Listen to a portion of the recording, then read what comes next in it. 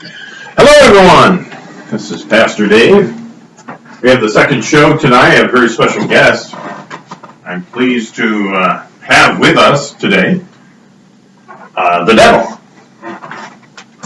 He has agreed to come. Of course, he doesn't take any corporeal form, so he has to use my body to do so.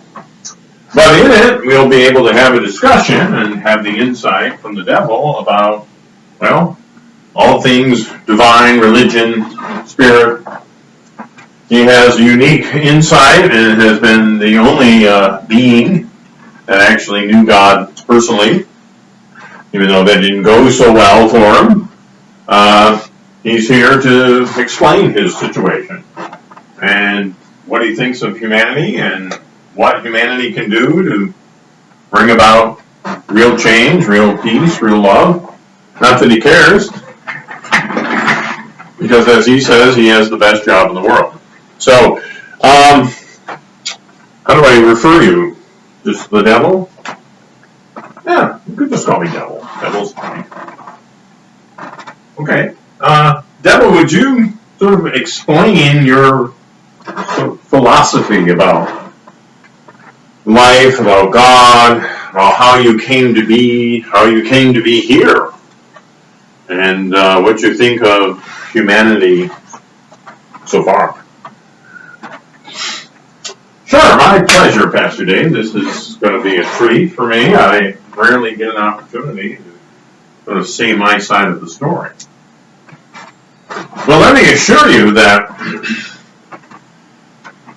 as the being who was created for the purpose of giving human beings the choice, the free will to choose good and evil,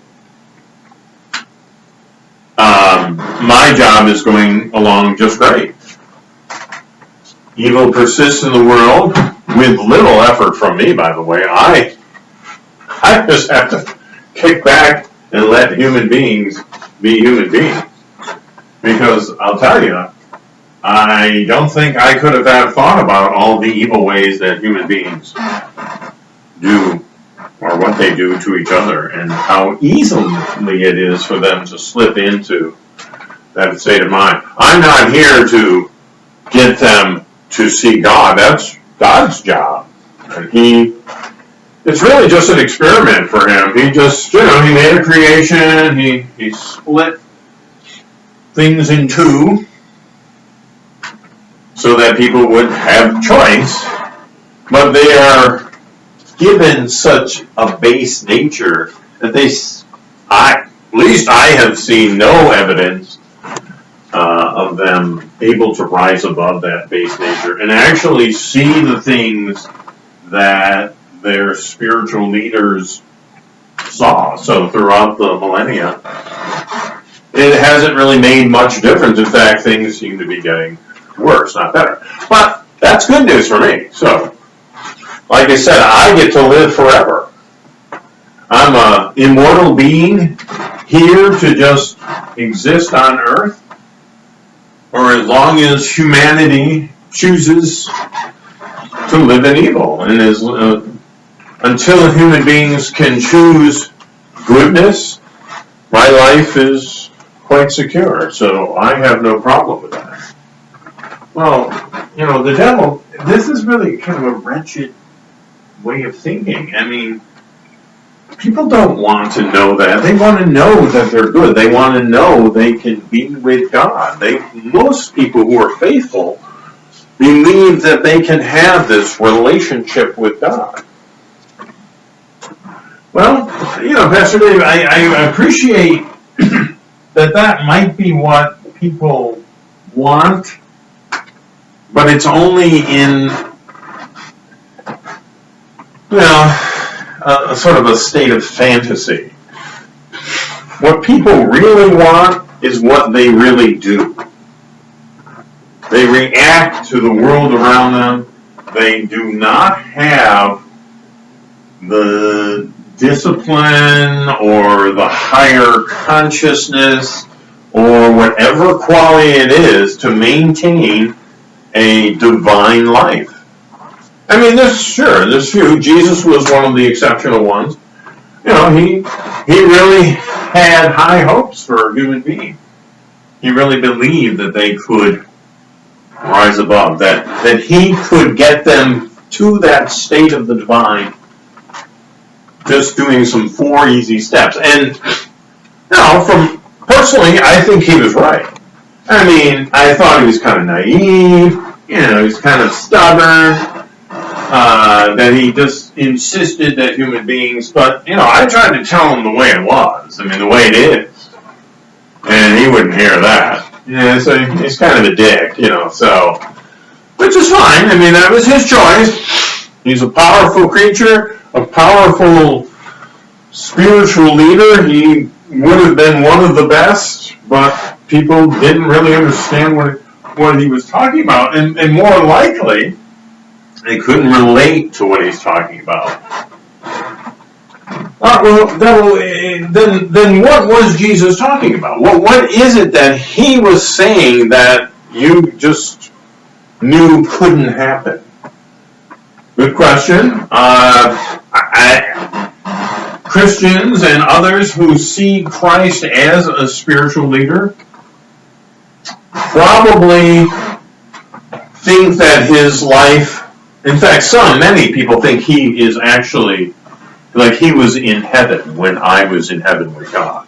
He wasn't, but even if he was, to say that he has come to earth as a divine being, which means he really had all the divine qualities that he needed. So it was as if God had come as a human being, and that may have been God's effort.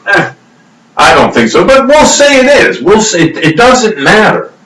If it was in fact true that God had come to earth to take human form so that he could understand and share his ideas, well, it was a miserable failure. That was just not worth anything. And besides, I think it takes away from the truly amazing thing that Jesus did. And that was, I think it's better for human beings to see that he is a human being. And yet he was able to rise out of his base nature and achieve a level of awareness and maintain and connect to the divineness of God's creation. So I don't understand Christians why they think it's important that God just came down here and then there was no sacrifice at all. There was no ability for Jesus in that case. It's just God who knows everything and is all powerful, and he tried to present this argument for being good, being a person who can achieve happiness and heaven, you know, to enter the heavenly kingdom. It's like, okay, but it was such a weak argument, especially, I mean, if Christ was in fact God, it's so pathetic an effort by God. So, yeah, I mean, I hung out with Jesus for 40 days. I mean, he wasn't God, but he's a very impressive character because he was one of the unique type of people that I got to meet. And I met all the greats, you know, Buddha, even Muhammad, and Krishna, Confucius. These were people that, I never discouraged their effort to try to lift humanity up because I just knew that humanity couldn't get it together. Jesus probably had the simplest formula. I'll give him that. It was a beautiful little simple thing. Well, Devil, would you mind sharing what that formula is? Sure. I mean, I thought it was pretty self-evident. There was even books written about it, but clearly it doesn't seem to sink in. People are focused too much on the end of days, hoping Jesus will return. Well, Jesus really had a formula to create heaven on earth. He really did. He tried to encourage that, but he could see that people were so fearful that the only thing that they could probably listen to was the idea that this miserable life that they're leading, if they live in a specific way, they can achieve the kingdom of heaven. But the truth is, the kingdom of heaven could be on earth. And that's what God hoped, and that's what Jesus thought could happen. And I'm just watching and saying, well, bring it on, because I know human beings better than God, better than Jesus, and I just know they can't do it.